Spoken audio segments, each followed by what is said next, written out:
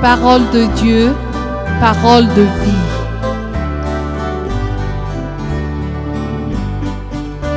Une émission présentée par la radio Tenfienen avec les offices de l'association Tira Shifila Jantsara, chant et évangile. Que la paix et la joie soient avec vous à l'écoute de l'évangile de Jésus-Christ, puissance de Dieu pour le salut de quiconque croit.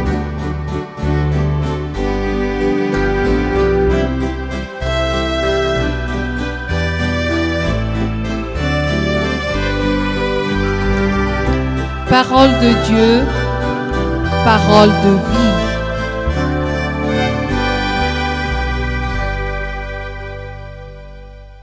Épiphanie, Dieu se révèle aux hommes. Épiphanie, Dieu se révèle aux hommes.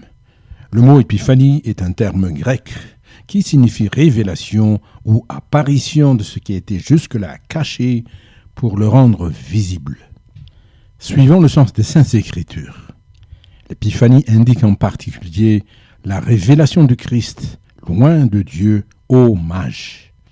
Ainsi donc, l'épiphanie est aussi pour nous, selon le contexte de l'Évangile, la révélation de Dieu à nous par le moyen de son Fils Jésus-Christ, le Christ qui est l'image de Dieu, selon 2 Corinthiens 4:4.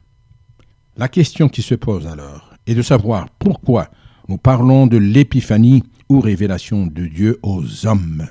Quelle est sa signification pour nous? Qu'est-ce que le fait que le Seigneur se révèle à nous apporte?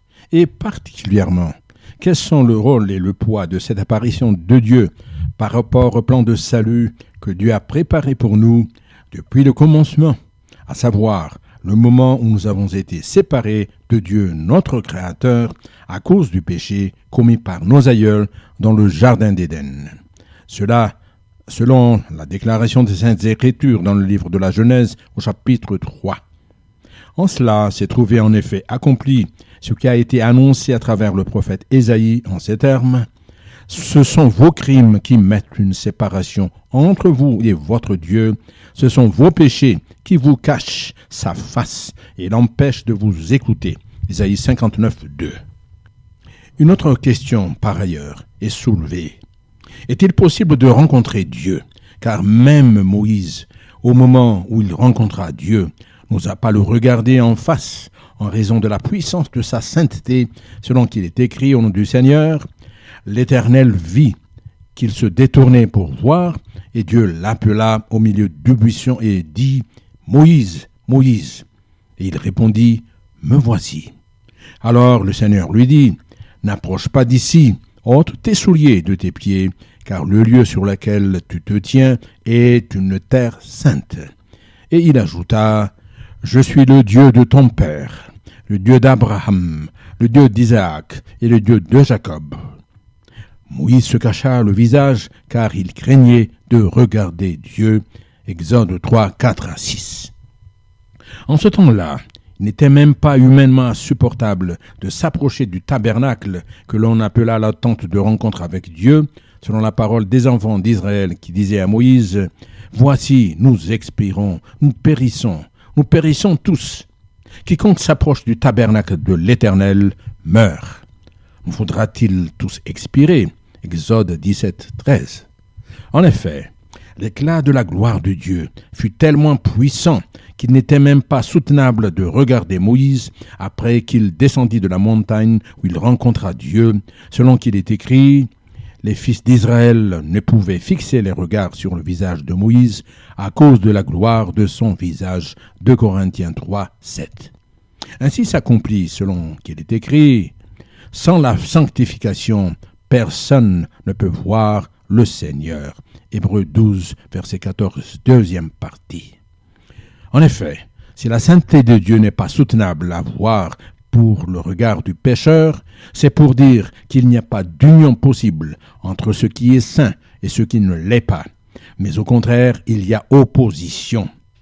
Ainsi, ce qui n'est pas saint sera réduit à néant devant la gloire de la sainteté de Dieu, devant sa toute-puissance, selon qu'il est écrit au nom du Seigneur, « L'Éternel ton Dieu est un feu dévorant. Deutéronome 4, 24.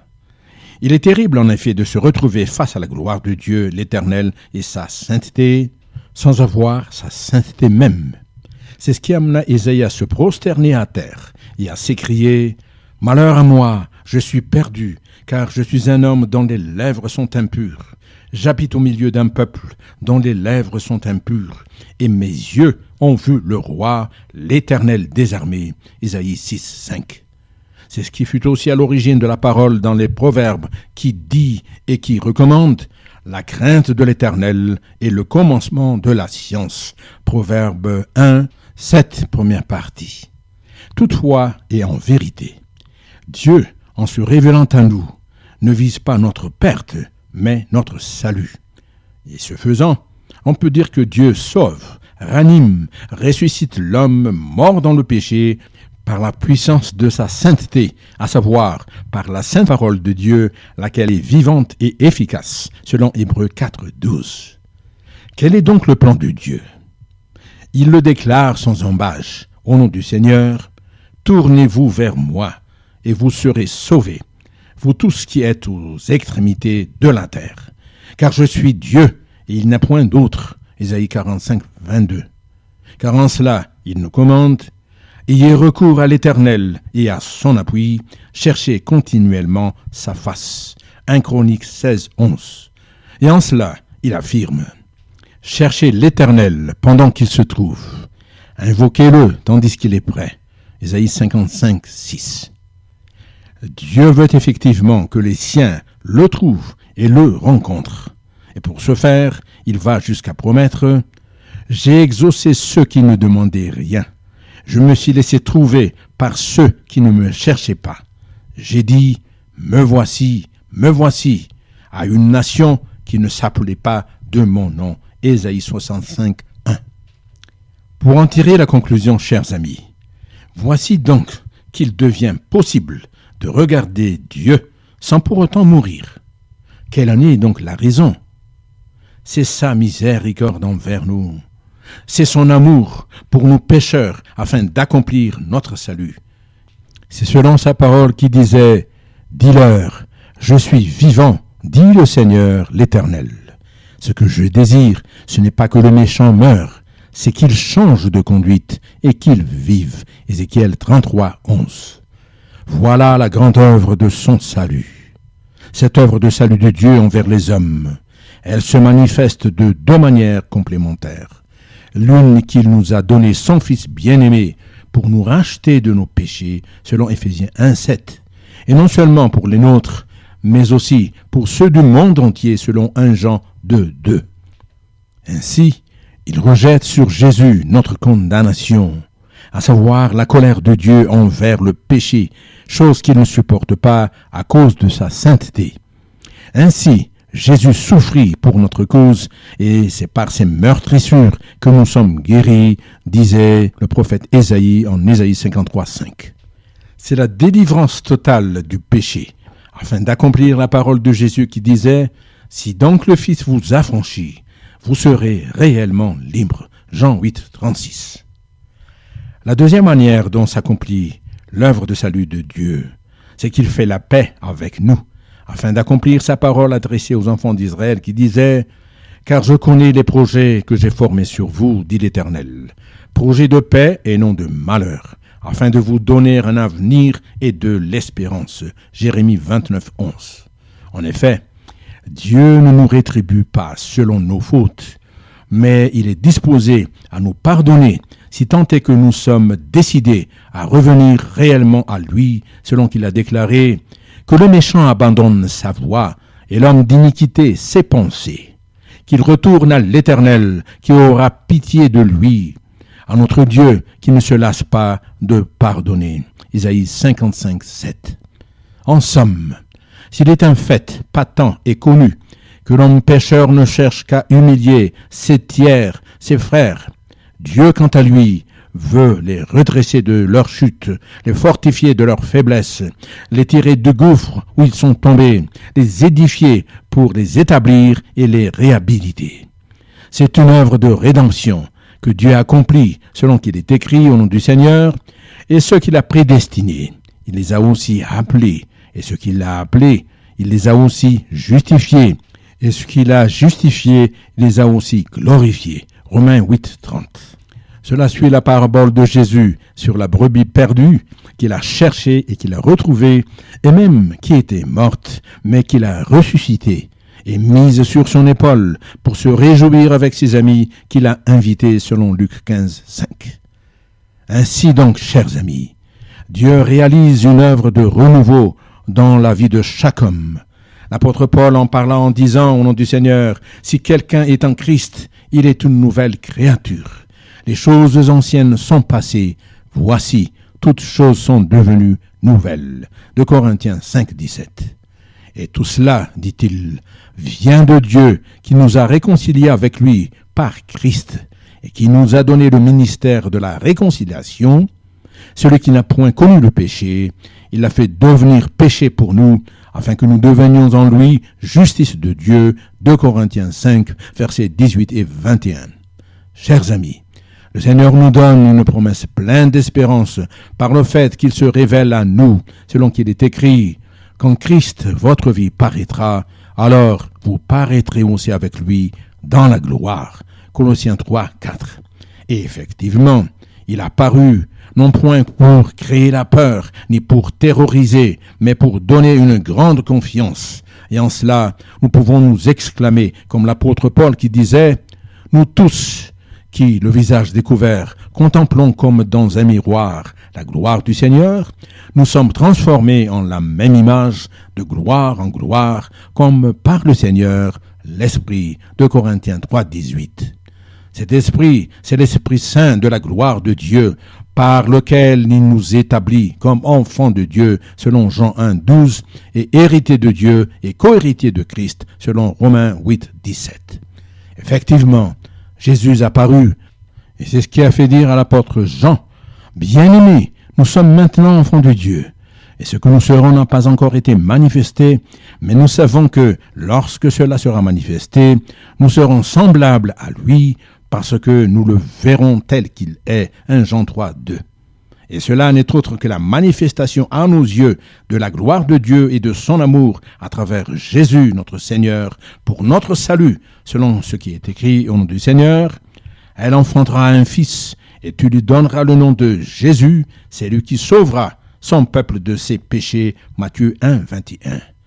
Et tout cela arriva, afin que s'accomplisse ce que le Seigneur avait annoncé par le prophète. « Voici, la Vierge sera enceinte, elle enfantera un fils, et on lui donnera le nom d'Emmanuel, ce qui signifie Dieu avec nous. » Matthieu 1, 23, indiquant Ésaïe 7, 14. Dieu avec nous, Dieu au milieu de nous. Voilà, chers amis, le sens de la venue de Jésus, le sens de sa manifestation à nos yeux. Ainsi, c'est par Jésus que s'accomplit notre réconciliation avec Dieu. Et les anges peuvent proclamer allègrement, comme en s'adressant aux bergers, « Ne craignez point, car je vous annonce une bonne nouvelle qui sera pour tout le peuple le sujet d'une grande joie, c'est qu'aujourd'hui, dans la ville de David, il vous est né un sauveur, qui est le Christ, le Seigneur. » Luc 2, versets 10 à 11. Allons donc conclure ce message de la manifestation de Dieu à travers la révélation du Messie, message qui nous donne une grande promesse. Car si pour le commun des mortels, la manifestation de Dieu est cause d'angoisse, c'est par contre une source de grande joie, de grande confiance, de grande espérance pour vous qui croyez. Car si Dieu se manifeste, c'est pour nous donner la vie, pour ranimer l'espérance en nous. C'est une garantie de délivrance, de victoire du joug du péché et de toutes les œuvres des ténèbres. Le Messie est venu, et son fervent désir est que nous puissions témoigner, à l'instar de ces disciples qui disaient « Nous avons vu le Seigneur » Jean 20, 25. L'œuvre de Dieu, c'est de préparer son peuple à sa venue, à son retour prochain, à sa manifestation prochaine. Ainsi, il dit « Je viens bientôt et je ne tarderai pas. Et mon juste vivra par la foi, mais s'il se retire, mon âme ne prend pas plaisir en lui. » Hébreux 10, 38. Il voudrait que ceux qui lui appartiennent ne soient point confus au jour de son retour. Aussi, il prend le pas sur eux, ainsi que sur tous les pécheurs qu'il a cherchés et rachetés par son sang précieux, pour dire à chacun d'eux, « Aie confiance, mon enfant, tes péchés te sont pardonnés. » Mon frère, connais donc Jésus qui est venu pour toi et qui veut se révéler à toi pour ton salut et ton bonheur.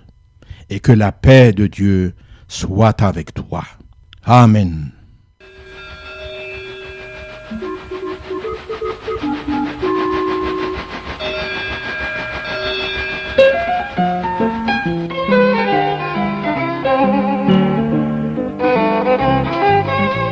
Si vous ne connaissez pas encore Jésus-Christ,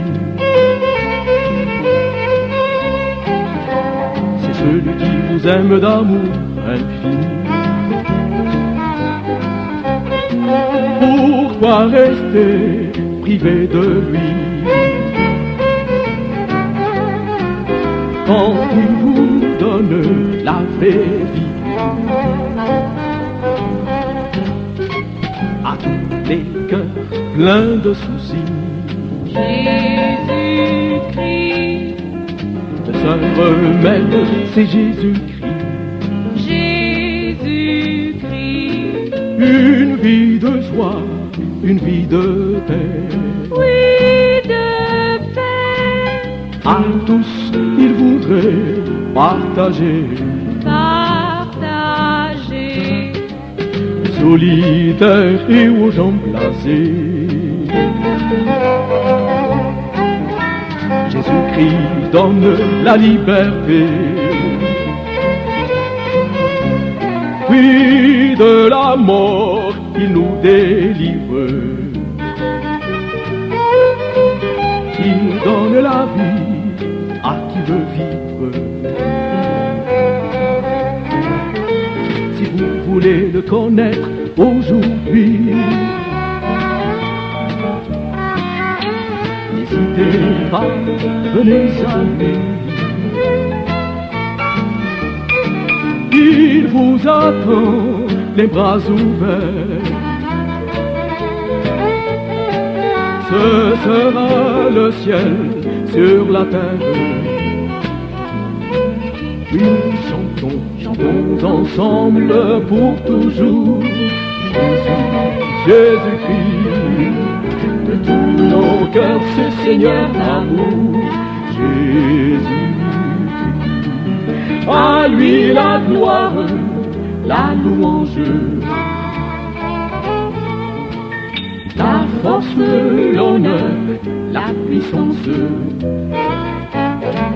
Ce Jésus, Jésus-Christ, j'aime Jésus-Christ. Jésus-Christ, Oui, Jésus, Jésus-Christ.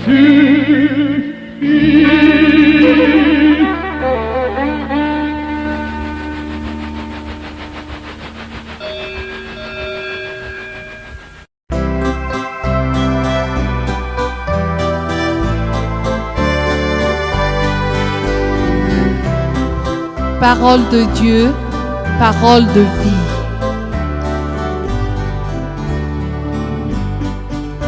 Une émission présentée par la radio Tentienne avec les offices de l'association Chira Shifila Jantsara, chant et évangile. Que la paix et la joie soient avec vous à l'écoute de l'évangile de Jésus-Christ, puissance de Dieu pour le salut de quiconque croit.